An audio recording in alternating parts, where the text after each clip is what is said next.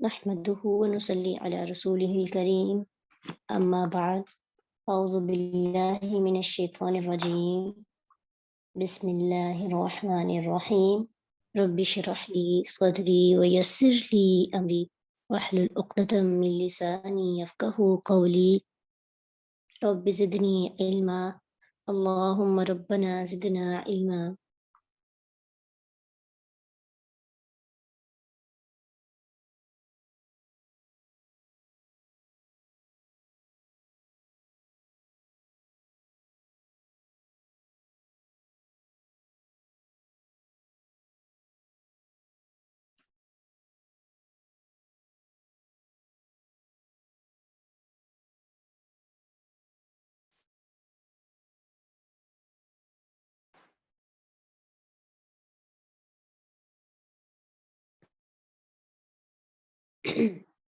الذين إن مكناهم في الأرض أقاموا الصلاة وآتوا الزكاة. الذين وہ لوگ جو ان اگر مکنا مکن اقتدار دیں اور نون تاکید کے لیے نہیں، یہ مکن نا جو لاسٹ پہ دو نون ہے نا، ایک نون جو ہے اس کے روٹ ورڈ کا ہے اور یعنی مکین بھی اسی سے نکلا ہے نا، تو دوسرا نون زبر الف نا جو ہے وہ متکلم کے لیے مکننا، تاکہ ان دو نون یعنی تشدید اس لیے آئی ہے کہ ایک نون زبر الف نا، اور کھڑی زبر بھی آپ دیکھ رہے ہیں نا، تو اگر اس کو لگا کر کے لکھے نا تو یہ لکھا جائے گا مکننا نون زبر الف نا، تو اس کا کیا مطلب ہوگا؟ متکلم، جمع متکلم ہے، اقتدار دیں ہم انہیں فی الارض زمین میں، اقامو وہ قائم کریں الصلاۃ نماز، وآتوا الزکاۃ اور ادا کریں زکوٰۃ، وامروا اور وہ حکم دیں بالمعروف نیکی کا، ونہوا اور وہ روکیں عن المنکر برائی سے۔ اگر آپ روٹ ورڈ کے مطابق دیکھیں نا تو آپ کو ٹرانسلیشن بہت آسانی سے آ جائے گی، اور اگر آپ گرامر پوری سیکھ لیں گے پھر تو زیادہ ایزی ہو جائے گا، کیونکہ آپ کو پتہ چل جائے گا کہ ورب کا بھی جب آپ کو پتہ چلے گا، جیسے یہاں پہ فعل استعمال ہوا ہے مکننا، پھر اقامو، پھر آتبو، پھر امرو ونہو، تو یہ سارے کیا ہیں؟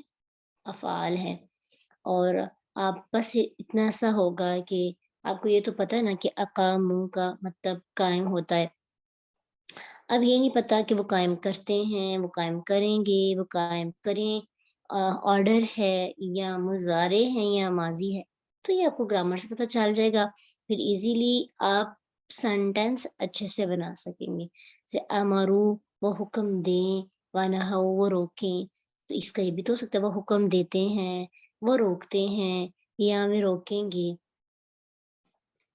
ٹھیک ہے۔ وَلِلَّهِ اور اللہ ہی کے لیے ہے، واو اور لام زیر لی الگ ہے اور اللہ علیحدہ ہے۔ آپ نے ورڈز کو توڑ توڑ کے سیکھنا ہے تاکہ آپ کو ایک ایک حرف کی سمجھ آئے۔ وا اور لام زیر لی کے لیے کیا ہوگا؟ کے لیے اللہ اللہ، وَلِلَّهِ اور اللہ ہی کے لیے ہے عاقبۃ انجام الامور سب کاموں کا۔ اب کوئی آپ سے پوچھے کہ اموری کے نیچے زیر کیوں ہے، تو یہ آپ کو گرامر سے ہی پتہ چلے گا کہ یہ مرکب اضافی ہے، اور مرکب اضافی کو جاننے سے کیا فائدہ ہوگا کہ ہم اس کی ٹرانسلیشن کریں نا آسانی ہوگی، کیونکہ اس کی ٹرانسلیشن میں کا کی کے آتا ہے، تو عاقبۃ انجام الامور سب کاموں کا۔ چلیں اب اس کی تفسیر دیکھتے ہیں۔ اب اللہ تعالیٰ نے جن لوگوں کا ذکر کیا جنہیں لڑنے کی اجازت دی، کیونکہ ان پہ ظلم کیا گیا تھا اور وہ گھروں سے صرف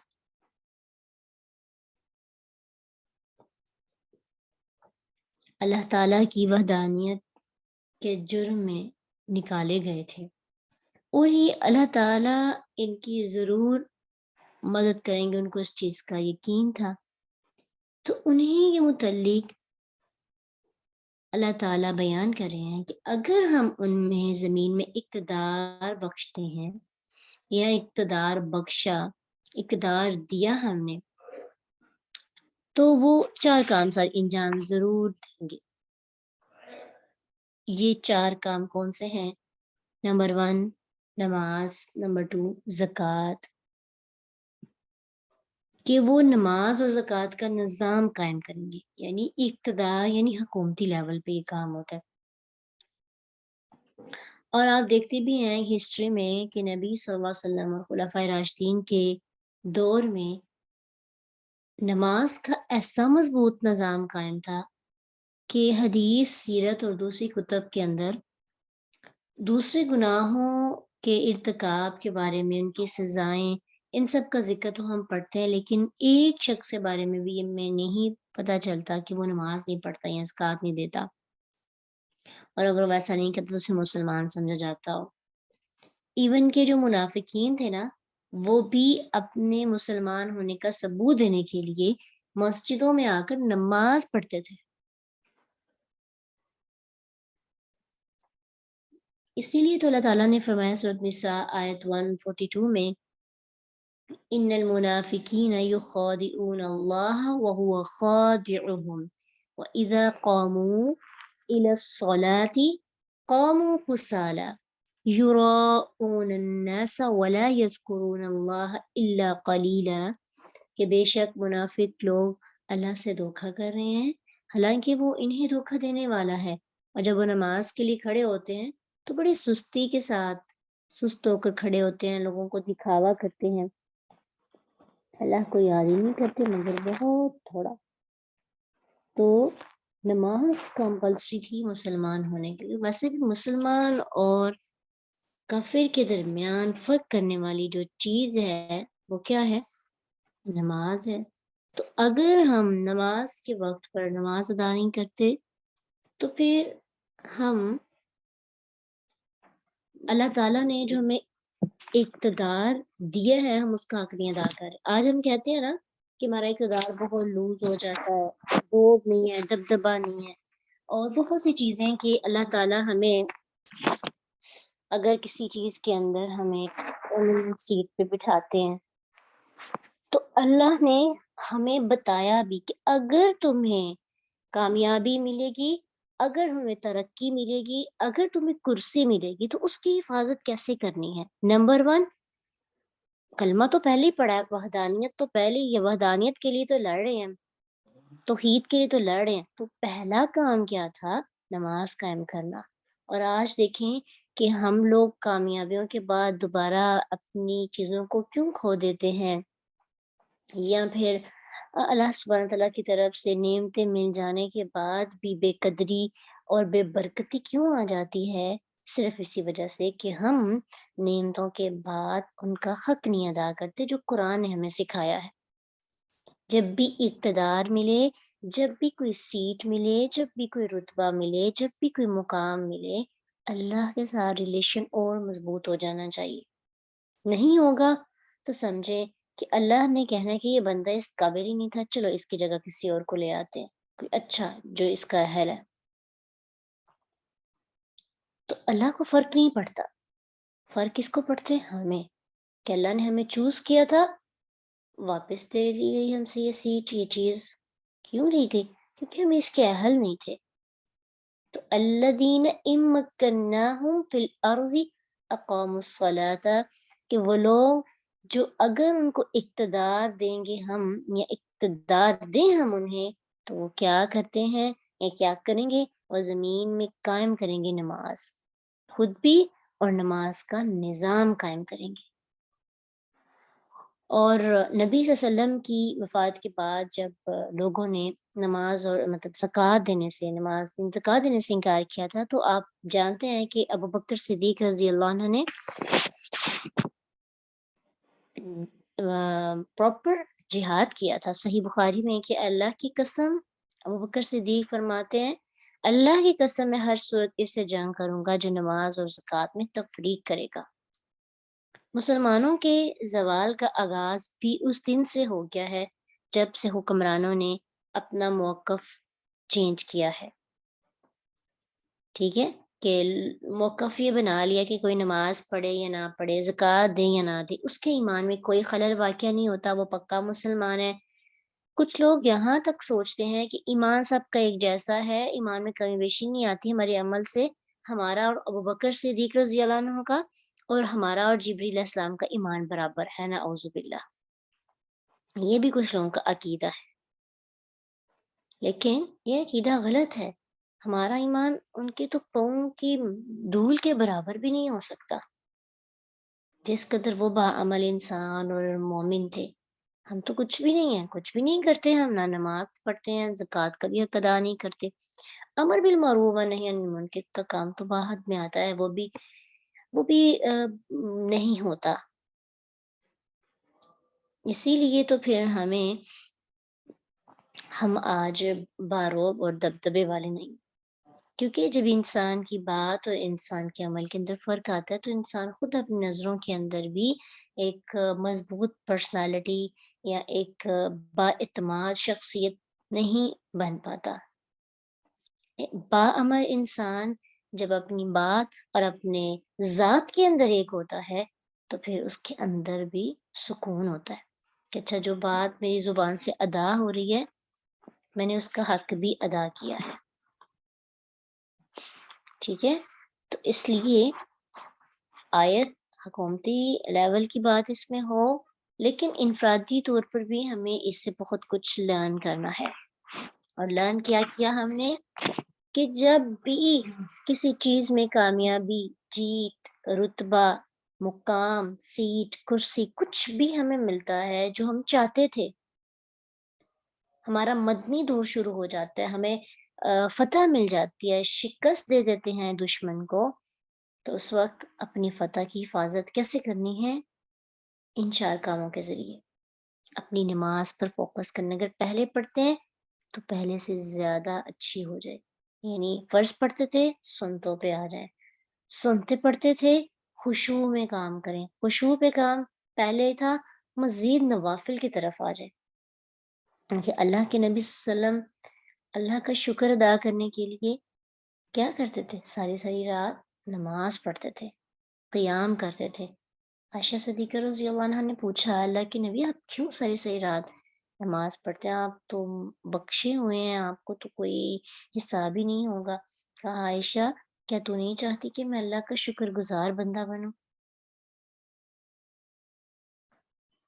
تو ہم نہیں چاہتے کہ ہم اللہ کے شکر گزار بنیں، تو اقتدار کے بعد تو زیادہ شکر ادا کرنا ہے ہمیں، لیکن عموماً یہ ہوتا ہے کہ ہم دعائیں مانگ رہے تھے اللہ یہ مل جائے وہ مل جائے، لیکن جب وہ چیز ہم مل جاتی ہے، ہم اس تک پہنچ جاتے ہیں، ہم اللہ کو رسپانس ہی نہیں کرتے۔ اللہ کو قلبی شکر کے ساتھ ساتھ زبانی لسانی شکر کے ساتھ ساتھ ہماری عملی شکر کو بھی دیکھنا ہوتا ہے، ہمارا ٹیسٹ ہوتا ہے۔ اب آپ نے زبانی سبق یاد کر لیا ہے، آپ کے مجھے تو سارا آتا ہے لیکن پیپر نہیں کیا، لکھا نہیں ہے، تب خود سوچیں کہ آپ کو سارا آتا ہے اس کا کیا فائدہ ہوگا؟ تو بعض اوقات ہمیں دکھانا ہوتا ہے اللہ کو کہ یا رب واقعی ہم تیرے شکر گزار بندے، اللہ کو تو پتہ ہے، لیکن ہماری کتاب میں بھی تو کچھ لکھا ہونا چاہیے نا کہ ہم نے اللہ کے شکر کے لیے ہم نے کیا بڑے بڑے کام کیے۔ اور خلفائے راشدین کے دور میں ابوبکر صدیق، عمر فاروق، عثمان غنی، علی رضی اللہ عنہم، یہ سب جو صحابہ تھے ان کے دور میں مسلمانوں پر نماز اور زکوٰۃ جو ہے وہ یوں تھی کہ جیسے کلمے کے بغیر مسلمان نہیں، وہ اس کے بغیر بھی مسلمان نہیں سمجھتے تھے۔ آج اگر وہ آ کے دیکھیں ہم لوگوں کو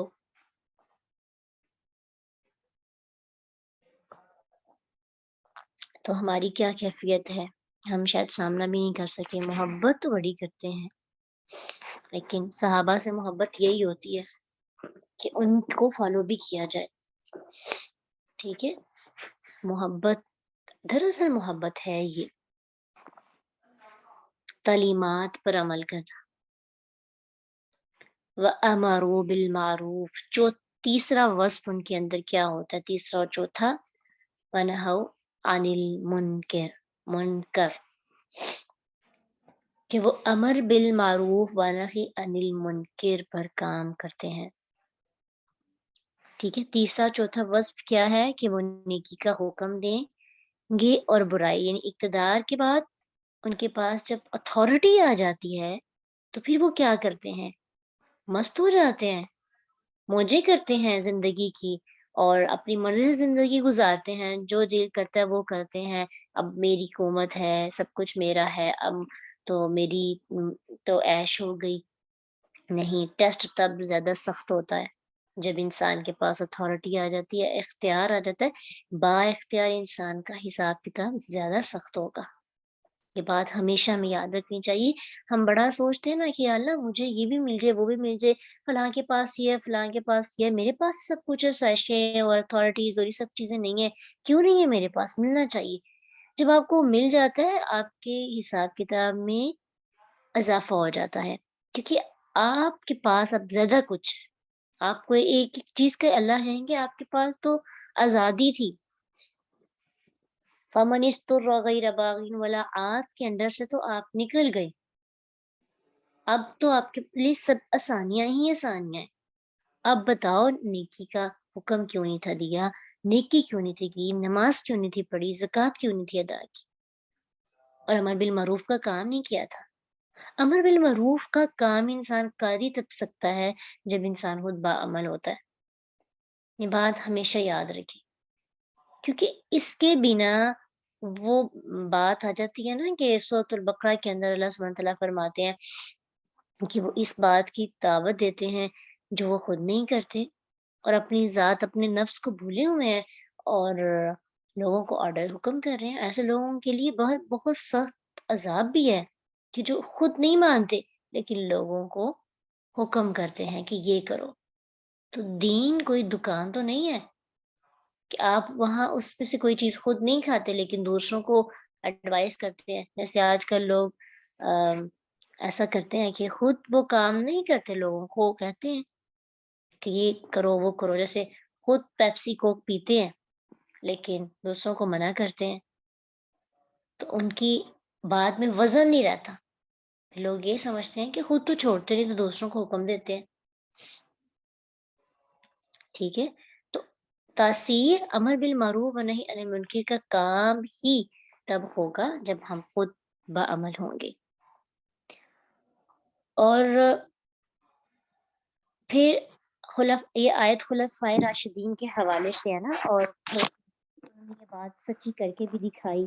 کیسے انہوں نے زکوٰۃ کا اور نماز کا صرف زبان سے حکم نہیں دیا بلکہ اپنے عمل سے کر کے لوگوں کو بھی آرڈر کیا، اللہ کی حدود قائم کی، اور جہاد کے ذریعے دنیا کو توحید کی دعوت دی، شرک و کفر سے منع کیا، کسرا اور عرب کے بڑے بڑے جابروں کو شکست بھی دی، ان کے خزانے فتح کیے، اور اقوام دائرہ اسلام میں بہت زیادہ اقوام داخل ہو گئی. خوشی سے دائرہ اسلام میں جو داخل نہیں ہوتا تھا انہوں نے جبر نہیں کیا، فورس نہیں کیا، بلکہ اس وقت تک جنگ جاری رکھی جب تک انہوں نے جزیہ ادا نہیں کر دیا. جزیہ کہتے ہیں کہ اسلامی ملک کے اندر جب غیر مسلم رہتے ہیں تو وہ اپنا کرایہ دیتے ہیں، سمجھے، یہ کرایہ ان کو دینا ہوتا ہے، یعنی محکوم، اپنے آپ کو ان کو محکوم سمجھنا پڑتا ہے. تو وہ جب تک محکوم نہیں بن گئے جنگیں جاری رہی، کچھ اسلام میں آگے کچھ محکوم بن گئے. تو خلفائے راشدین کے بعد باقی جو لوگ تھے جنہوں نے یہ سارے کام کیے وہ بھی اس بشارت میں آتے ہیں کہ اللہ نے ان سب کا انجام، یہ سب کاموں کا انجام اللہ ہی کے لیے. لیکن آج ہم سب نے یہ چیزیں چھوڑ دی ہیں، چھوٹے لیول پر بھی اور حکومتی لیول پہ تو آپ بات ہی نہیں کر سکتے. کبھی نماز کا ذکر ہی نہیں ہوا اور کبھی زکوٰۃ کا ذکر ہی نہیں ہوا. آپ خود سوچیں کہ ہر وقت اقتدار کے لیے جنگیں لڑی جا رہی ہیں. کیا ہی اچھا ہو کہ اقتدار کے بعد لوگ یہ آیت یاد رکھیں. کتنی خوبصورت اور حکومت کے لیے، سیاست کے لیے یہ آیت سب زبردست ہے. لیکن یہ تو نہیں نظر آتی نا، اپنا جو اپنی مطلب کی چیزیں ہیں وہ ہمیں نظر آتی ہیں۔ اصل حکومت اور یہی ہے، اللہ تعالیٰ حکومتیں کیوں دیتا ہے؟ اللہ نے اس آیت کے اندر بتا دیا اور صحابہ نے عمل کر کے بتایا۔ آج اللہ تعالیٰ کی نصرت ہم دیکھتے ہیں کہ ہم کہتے ہیں کہ اللہ کی نصرت ہمیں نہیں ملتی ہے، نظر نہیں آتی ہے، مسلمانوں کی مدد نہیں کی جا رہی، تو اس کی ریزن ہی یہ ہے، چار کام سر انجام نہیں دیے جاتے، معاشی بدحالی شروع ہو جاتی ہے، اور مسلمانوں نے ان چار چیزوں کو چھوڑ کر کفار کے طریقوں کو اختیار کیا، جمہوریت، سود، بے حیائی، آخرت سے دوری، صرف دنیا میٹیریلسٹکس مسلمان بن گئے، اور اس سے دنیا پر تو ان کو غلبہ حاصل ہوگا، لیکن ان کی عزت اور باقی جو برکتیں ہیں وہ ان کو نہیں مل سکتی، اور جس طرح مسلمان کا روب ہونا چاہیے تھا وہ نہیں ہے، اس کی ریزن بھی ہے کہ یہ روب اللہ نے ڈالنا تھا مسلمانوں کی پرسنالٹی سے، تو مسلمانوں کی پرسنالٹی خود مشکوک ہے، مسلمان کی پرسنالٹی خود ایک شک کی نظر سے دیکھی جاتی ہے۔ ریزن کیا ہے؟ عمل میں فرق ہے، یہ مسلمان لگتا ہی نہیں، ہم یہ سمجھتے ہیں کہ داڑھی سے مسلمان لگتا ہے، تو نان مسلم میں سے بھی بہت سے لوگوں نے داڑھی رکھی ہوتی ہے، شلوار قمیض پہنی ہوتی ہے، مسلمان اور کافر کے درمیان فرق کرنے والی چیز ایک ہی ہے، بس وہ ہے نماز، یہ مسلمانوں کی آئیڈینٹی ہے۔ اگر آپ ایک مجلس میں بیٹھے ہوئے ہیں تو اذان ہوئی ہے اور وہاں سے اٹھ کر آپ جا کر نماز ادا کر دیتے ہیں، it's mean you are Muslim, اور باقی سب وہاں گپ شپ کر رہے ہیں، اور اگر آپ بھی ان کی گپ شپ میں ہی انوالو رہتے ہیں اور الگ سے نماز نہیں پڑھتے تو آپ بھی انہی میں شامل ہیں۔ کسی نان مسلم کو کیسے پتا چلے گا آپ میں سے مسلمان کون ہے؟ تبھی پتا چلے گا نا کہ جب آپ اس مجلس سے اٹھ کر نماز پڑھیں گے۔ لیکن جب ہم یہ سوچتے ہیں چلیں کٹھی ساری نمازیں پڑھ لیں گے، تو پھر آئیڈینٹی کہاں گئی؟ پھر تو ہم نے خود اپنی پہچان گھر آ کر سارا جو سسٹم ساری اکٹھی پڑھ کے تو بتا دیا کہ جی ہم مسلمان ہیں، ہمیں باہر معاشرے کے اندر بھی بتانا ہے، یہ ہماری آئیڈینٹی ہے، ہمارا آئی ڈی کارڈ ہے جو ہم ہر جگہ لے کے جانا چاہیے۔ ہو سکتا ہے ہم کسی کے لیے موٹیویشن بن جائیں، ہو سکتا ہے کہ کسی کے لیے ہم ایک بہترین ذریعہ نجات بن جائیں، لیکن جب ہم نے اپنے عمل کو یہ سوچ کر کہ میں نے بس میرا اور میرا اللہ کا معاملہ اور مجھے کسی چیز کا حیال نہیں، تو پھر ہم کیسے امر بالمعروف کا حکم دے سکتے ہیں، کیسے اس پر عمل کر سکتے ہیں؟ حالانکہ یہ ہماری ذمہ داری ہے۔ کنتم خیر امت اخرجت للناس تأمرون بالمعروف وتنہون عن المنکر، کہ تمہیں بہترین امت اس لیے کہا گیا کہ تم امر بالمعروف و نہی عن المنکر کا کام کرتے ہو، لیکن اب تو نہیں کر رہے نا، تو یہ کام زبان سے بھی ہوتا ہے، ہمارے عمل سے بھی ہوتا ہے، ہمارے اخلاق سے بھی ہوتا ہے، لیکن بات یہ ہے کہ ہمارے دوستوں میں اچھا اب ہمارے دوست ہوتے ہیں نا کہ جن کو جو قرآن نہیں سیکھ رہے، قرآن نہیں پڑھے، یا جن کے پاس دین کا اتنا نالج نہیں ہے، اور ہم لوگوں کو اللہ تعالیٰ نے تھوڑا سا دے دیا ہے، تو جب ہم ان کی مجلس میں بیٹھتے ہیں تو ہم ان جیسی باتیں کرتے ہیں۔ کیا ہم میں سے کبھی کسی نے ان کو اپنے عمل کے ذریعے انڈائریکٹ یا ڈائریکٹ بتایا، سمجھایا؟ ہم جاب پہ جا رہے ہیں، یونیورسٹیز میں جا رہے ہیں، بس اپنی باتیں، کبھی جا کے یہ بات شیئر نہیں کی ہے کہ ہم یہ کرتے ہیں، ہم نے یہ سیکھا تو مجھے نماز میں اتنا سکون ملتا ہے، یا اٹھ کر نماز پڑھ کر بتایا گیا کہ اچھا وقت ہو گیا، جلدی سے پھرتی سے نماز ادا کی۔ تو یہ آپ ایک محفل مجلس میں بیٹھے ہیں، اذان ہوئی ہے، آپ فوراً وہاں سے اٹھ کے نماز کے لیے، یہ ایک انڈائریکٹ تبلیغ ہوتی ہے، اور یہ تبلیغ بہت اثر انداز کرتی ہے وہاں بیٹھے ہوئے بہت سے لوگوں کے لیے، جو اگر سمجھدار ہوں، جن کے دل میں تھوڑے سے ایمان کی جھلک ہو نا، وہ اس چیز کو پکڑ لیتے ہیں، پک کر لیتے ہیں۔ آپ کا پرسنلی ایکسپیرینس بھی ہوگا، یہ میرا اپنا ذاتی تجربہ ہے کہ جو لوگ زبان سے تنقید کرتے ہیں اور ہماری خامیاں بتاتے ہیں اور ہمیں تبلیغ کرتے ہیں ان کی بات میں، اور جو عمل سے کر کے دکھاتے ہیں ان کے عمل کے اندر بہت تاثیر ہوتی ہے. وہ کہتے نہیں، وہ کرتے ہیں. جو کہتے ہیں وہ کرتے ہیں، اور کبھی کبھی وہ کہتے بھی نہیں ہیں، وہ بس کرتے ہیں. تو کرنے سے ہی جو ایماندار بندہ ہوتا ہے نا، تو اس کے اندر جو کمی بیشی ہوتی ہے وہ سمجھ آ جاتی ہے اس کو. اس لیے اللہ تعالیٰ سے دعا کیا کریں، یا رب ہمیں ایسی حکومت، ایسا اقتدار، ایسا سکون نہیں چاہیے جس میں نماز اور زکوٰۃ اور یہ سارے کام نہ ہو. ہمیں اگر تو نے زندگی میں سکون دیا ہے، ہمیں اگر زندگی میں پریشانیوں سے نجات دی ہے، تو ہمیں اتنا مگن نہ کرنا دنیا میں کہ ہم تجھے بھول جائیں. یہ جو ہلکی ہلکی ہمارے دلوں کے اندر ٹک ٹک کی آوازیں آتی ہیں، کھٹ کھٹ سی ہوتی رہتی ہے اور ہم بے وجہ سے بے چین ہو جاتے ہیں، اس کے پیچھے بھی ریزن یہی ہوتی ہے کہ رب العالمین ہمیں سمجھا رہے ہیں یو آر رانگ.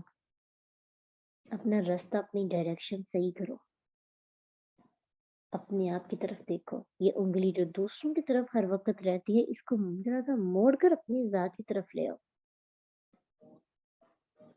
اور پھر کیا ہوگا کہ جو لوگ ایسا کرتے ہیں ان کے لیے بہت سی بشارتیں ہیں، اور اللہ تعالیٰ نے ان کے لیے بہت کچھ تیار کر رکھا ہے. وَلِلَّهِ عَاقِبَةُ الْأُمُورِ، اللہ ہی کے لیے انجام سب کاموں کا. اب یہاں پہ واؤ آنے کا کوئی مقصد ہے؟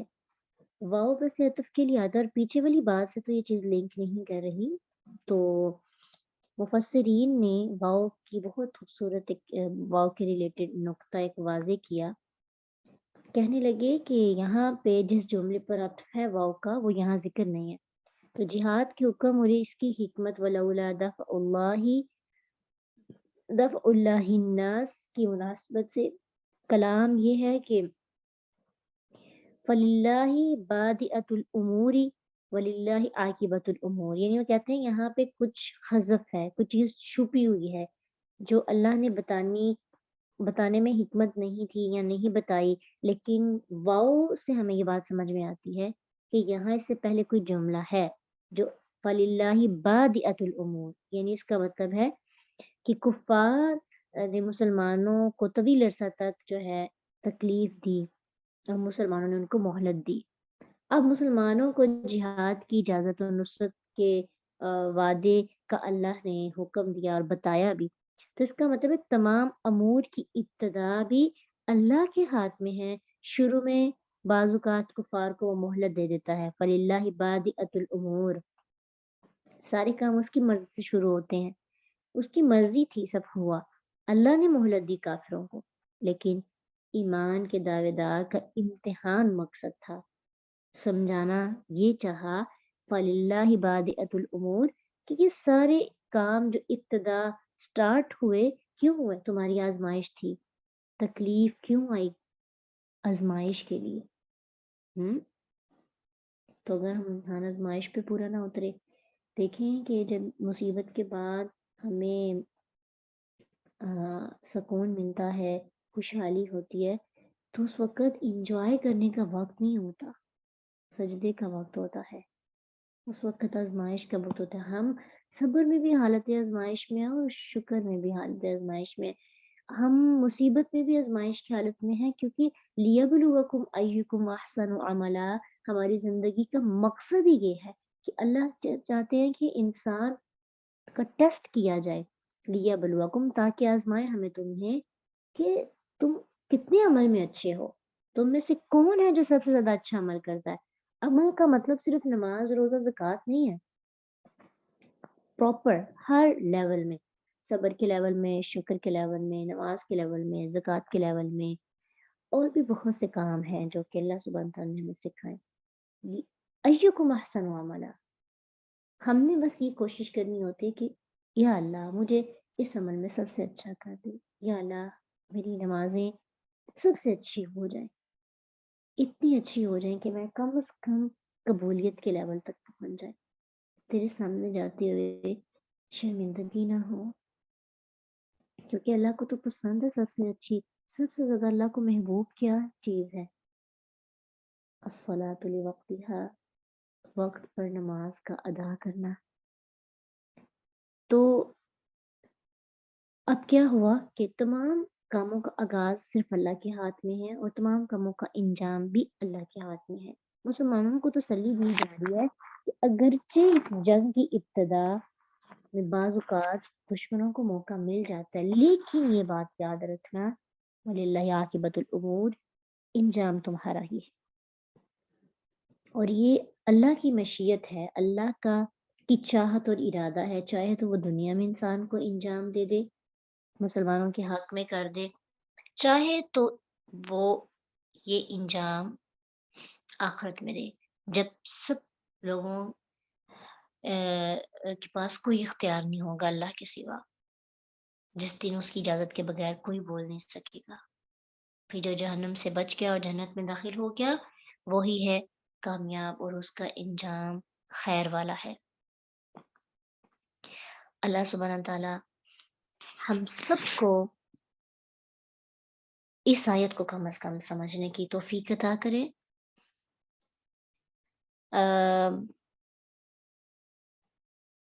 جی، بعض اوقات واقعی ایسا ہوتا ہے کہ جب انسان دوسروں کو بتا دیتا ہے تو خود بھی عمل شروع ہو جاتا ہے۔ کبھی کبھی ایسا ہوتا ہے کہ ہم دوسروں کو اس لیے کچھ نہیں کہتے کہ ہم خود عمل نہیں کرتے، لیکن اس نیت کے ساتھ کہ اللہ مجھے بھی توفیق دے دے اور اس بندے کو بھی توفیق دے دے، اور پھر کوشش کرنی چاہیے، کوشش ضرور کرنی چاہیے۔ اللہ انسان کی نیتوں کے مطابق اس کو دیتے ہیں۔ یقین جانیں آپ کا بھی ایک تجربہ ہوگا، اس چیز پر یقین رکھیں، عمل کے حوالے سے اللہ سے دعا کیا کریں۔ جیسے مانگتے نہیں یا اللہ میرا مسئلہ حل کر دے، میرے پاس پیسہ نہیں ہے، کھانے کو کچھ نہیں ہے، فلاں لوگ مجھے پرابلم میرے لیے کریٹ کر رہے ہیں، رکاوٹ بن رہے ہیں، مجھے ان سے نجات دے دے۔ اپنے نفس کے شر سے بچنے کے لیے آپ دعائیں جو سیکھتے ہیں صبح شام کے اذکار میں، تو کتنا زیادہ اس میں ہم پڑھتے ہیں کہ اللہ مجھے میرے نفس کے شر سے بچانا، اور اللہ تعالیٰ سے ہم عافیت، سکون، ہر چیز اللہ سے مانگ رہے ہیں، فتح، نصرت، سستی، کاہلی کو ختم کرنے کی دعائیں۔ تو وہی تو ہے کہ اگر آپ صبح شام کے اذکار کو تدبر سے کر لیں نا تو عمل انشاءاللہ بہتر ہو جائے گا۔ لیکن ایک بات یاد رکھیں کہ جس عمل میں بھی ہم کمزور ہیں اللہ سے کہیں یا اللہ پہلے سٹیپ پہ ہی عمل نہیں ہو رہا، پلیز آپ سے درخواست ہے، التجا ہے عاجزانہ کہ یا اللہ میری نمازوں کو خشوع والا، محبت والا، سکون والا کر دے۔ نماز کے اندر مٹھاس نہیں ہے ہماری نمازوں میں، اس کی بہت سی وجہیں ہوتی ہیں، لیکن ابھی ریسنٹلی کل ہی میں ایک کتاب پڑھی تھی، اس میں انہوں نے تھوڑا سا اس کو نمایاں کیا تھا، ہر بندے کا ایک اپنا تجربہ اور اپنی سوچ ہے کہ یہی کہ نماز کی مٹھاس ختم کرنے کی ایک بہت بڑی وجہ یہ ہے کہ ہم اپنی نظر کی حفاظت نہیں کرتے، یعنی اپنی آنکھوں سے جو کچھ بھی آتا سامنے دیکھتے جاتے ہیں، یعنی فلٹر نہیں کرتے کیا چیز دیکھنے والی ہے کیا نہیں۔ پہلی نظر تو ٹھیک ہے، اس پر حساب کتاب نہیں ہوگا، لیکن جو بار بار گھوڑ گھوڑ کر دیکھنا، ایک چیز دیکھی یہ نہیں دیکھنی چاہیے، مطلب غیر محرم کو اس حوالے سے، تو اس میں جاندار چیزیں بھی آ جاتی ہیں اور بے جان چیزیں بھی آ جاتی ہیں۔ جاندار میں آج کے دور کے مطابق تو یہ انسان، اور بے جان ہمارے موبائل کے اندر بہت سی چیزیں ایسی ہوتی ہیں۔ تو نظر کی حفاظت سے نمازوں کے اندر مٹھاس، سکون پیدا ہو سکتا ہے، اور نماز کا سکون جس کو مل جاتا ہے اس کو دنیا کی بہت بڑی نعمت مل جاتی ہے۔ یقین جانیں تدبر کے ساتھ، غور و فکر کے ساتھ جو ہم نماز ادا کرتے ہیں نا، اس کے اندر جو انسان کو اطمینان ملتا ہے وہ کہیں پہ بھی نہیں۔ اگر کبھی ہم بے چین ہو جائیں تو اپنی نمازوں پر غور کریں، وہیں پہ ہے ہمارا سکون، وہی ہے ہمارا حل، وہی ہے ہمارا سولوشن۔ اللہ ہم سب کی حفاظت فرمائے۔ وآخر دعوانا ان الحمد للہ رب العالمین۔ سبحانک اللہم وبحمدک، نشہد ان لا الہ الا انت، نستغفرک ونتوب الیک۔ السلام علیکم ورحمۃ اللہ وبرکاتہ۔